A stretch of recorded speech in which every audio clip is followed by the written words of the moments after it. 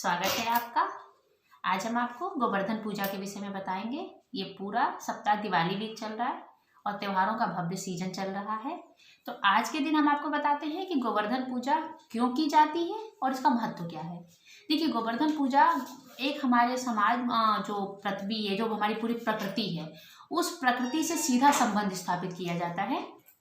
गोवर्धन पूजा के दिन आप गौर करिएगा, इस दिन क्या करते हैं, प्रकृति के रूप में हम पर्वत की पूजा करते हैं। पर्वत में गोवर्धन पर्वत की पूजा करते हैं। और जो हमारे समाज है उस ओर से हम गाय का प्रतिनिधित्व, गाय का पूजा करते हैं। और गाय हमारी माँ भी है। गाय से ही हमारे छोटे बच्चों से लेके हम लोग दूध पीते हैं। तो ये हमारे हिंदुओं में तो इनका खास महत्व है। हम इनकी पूजा करते हैं। कहते हैं गाय जी में लक्ष्मी का वास होता है, उनके गोबर में लक्ष्मी का वास होता है, उनके गोबर से घर लीपते हैं। तो इनका अपना एक महत्व है हमारे समाज में, हमारे हिंदू समाज में। तो हम लोग इन दोनों की पूजा करते हैं। इस दिन क्यों मनाया जाता है, पहले हम आपको ये बताते हैं।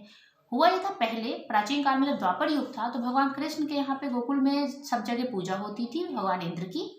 तो जब बाद में एक बार भगवान कृष्ण ने कहा कि इंद्रदेव का कार्य है वर्षा करना, वो अपने दायित्वों का निर्वहन करते हैं, मगर गाय जो है हमें गाय धन भी देती है, यानी जो भी वो लोग बेचते थे उससे धन भी मिलता है, हमारे बच्चों का भी भरण पोषण करती हैं।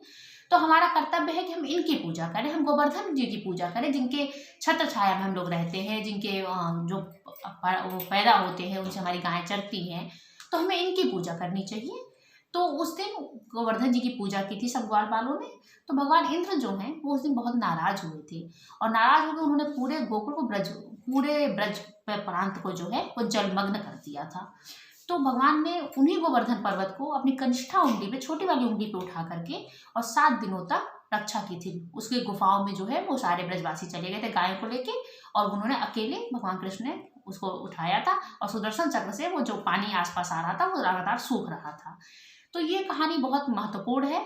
इस दिन से जब भगवान इंद्र को ये सब देखा, उन्हें भगवान के असली स्वरूप का, कि वो श्री हरि विष्णु है, उनके स्वरूप का ज्ञान हुआ, तो बहुत लज्जित हुए, भगवान से माफी मांगी और दुग्ध स्नान किया। आज भी अगर कोई ब्रज गया हो, गोवर्धन पर्वत देखा हो, तो आप देखिएगा आज भी दूध की एक लंबी सी लाइन वहां पे है। आज भी जहां दुग्धाभिषेक हुआ था वहां सफेद रंग की लाइनें हैं।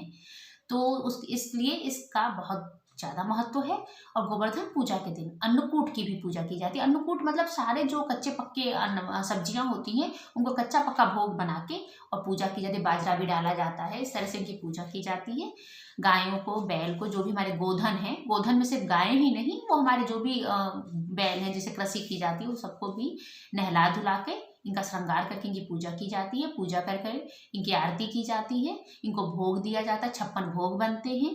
इस तरह से इसको विधिवत पूजा की जाती है। यह गोबर के, जो गाय का गोबर होता है, उससे छोटा सा पर्वत बनाते हैं, पर्वत बना के ग्वाल बाल बनाते हैं आगे पीछे, और पूरा एक मतलब उस समय का एक चित्रण सा स्थापित करने की कोशिश करते हैं। इसकी पूजा होती है।